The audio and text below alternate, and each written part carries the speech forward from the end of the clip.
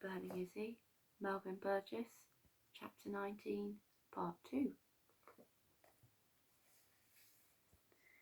It must have been night when it happened, as there was no light when I awoke.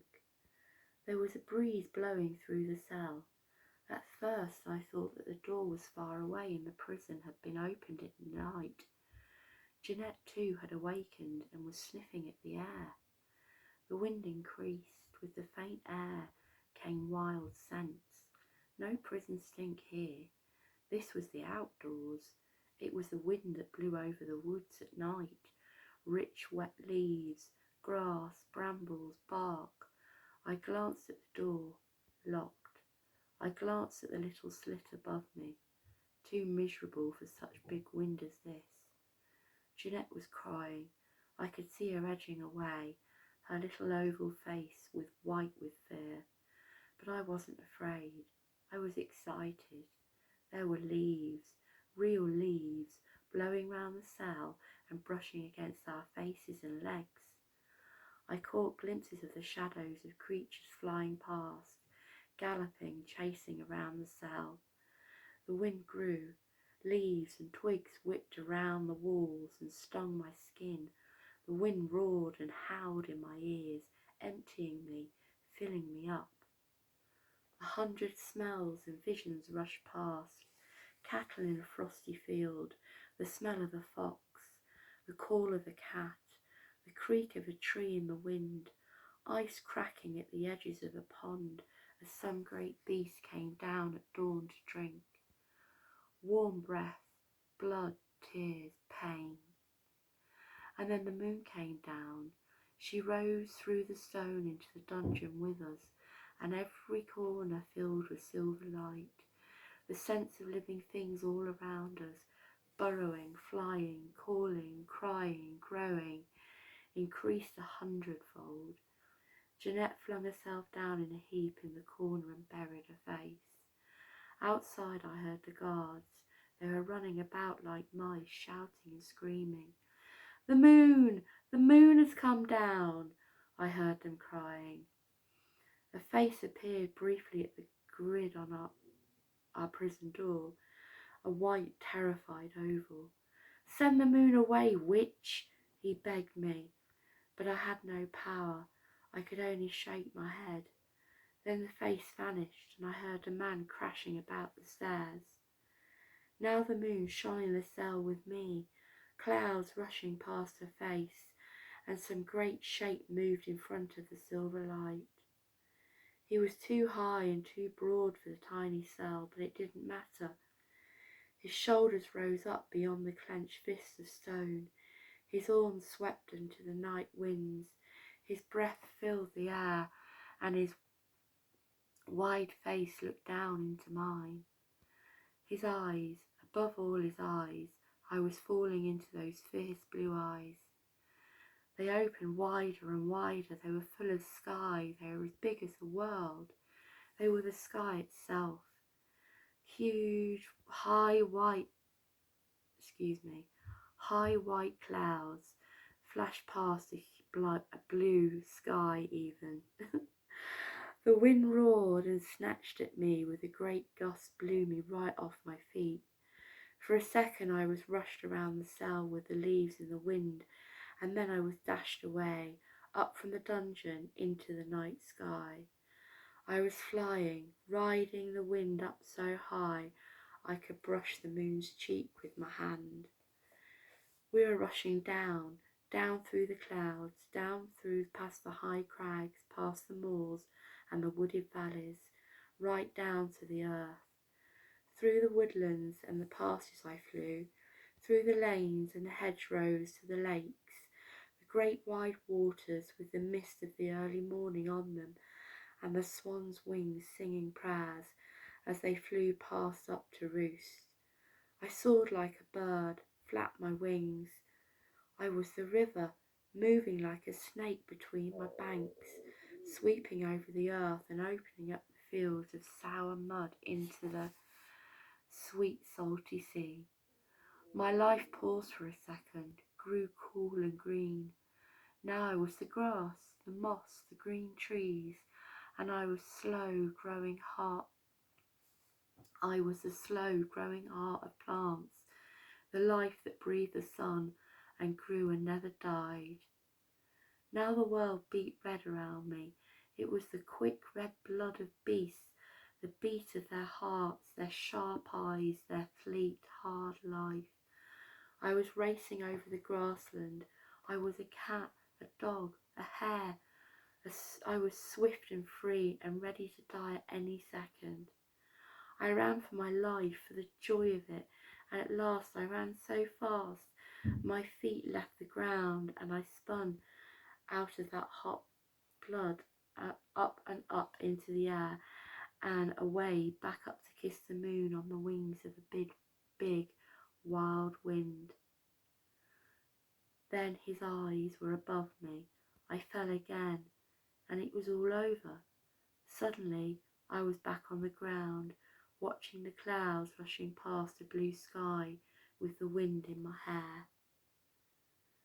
It was just then Iron said. At that moment I stopped believing in the devil and in evil. The horned man was the strength of life. It was neither good nor bad. It was the heartbeat of the world, the plants and the creatures and earth, and I was part of it. I let that strength fill me up and overflow me, and fill the cell and the corridors and the whole building. The wind dropped quite suddenly. Leaves had been rushing around our cells dropped to the ground. The scurrying beatings that filled the air faded. The vision died. The smell of mud and filth returned. The moon vanished behind dark clouds that turned to stone. There was a lingering smell of woods at night. I thought I heard a night bird call, and then I was myself again. There was a noise in the corner, and I saw Jeanette. She was staring at me as she backed away up at a pile of rubble in one corner. Her hands were on her face, and she was shaking her head at me. I held out my hand. Are you coming, Jeanette? I asked. Not with him. Oh no, not with him. I went to the door and tried it. It was open. No doors would be closed again against me on this night. Come with me, I urged her.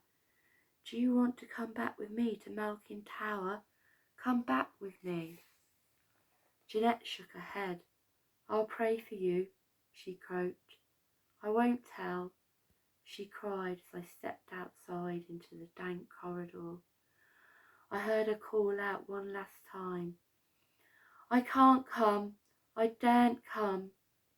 Then she scuffled down and pulled the door closed behind me. A few metres along was another cell. I pushed the door open and went in. She was a patch of dark in the darkness of her cell.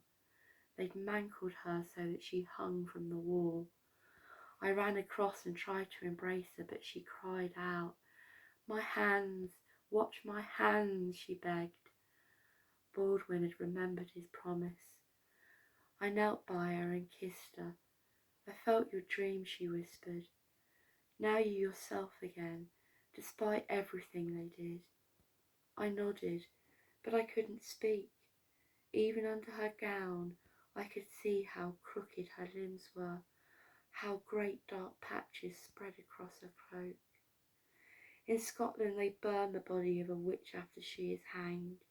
Your mother felt no pain in the fire. She was my sister, Issy, so young. That soldier wanted you to see her burn, but now you're free to love her again. We have to hurry, I began. I have to stay, said Iron. But I can help you. You can lean on me. Please, you have to try. I pulled at her, but she was too heavy. She cried out again and toppled back against the wall. I can't, she panted. I've finished, Issy. It's too late for her. Baldwin had done his work well. Why didn't you tell them what they wanted, I raged. I'm a stupid old woman, of course, but it gave some people a little time. Tolly got away. That's good, isn't it? It's my own fault. I couldn't give up the cloth, she added. If I'd gone like Tolly said. I kissed her. Somehow I managed to hold her without hurting her.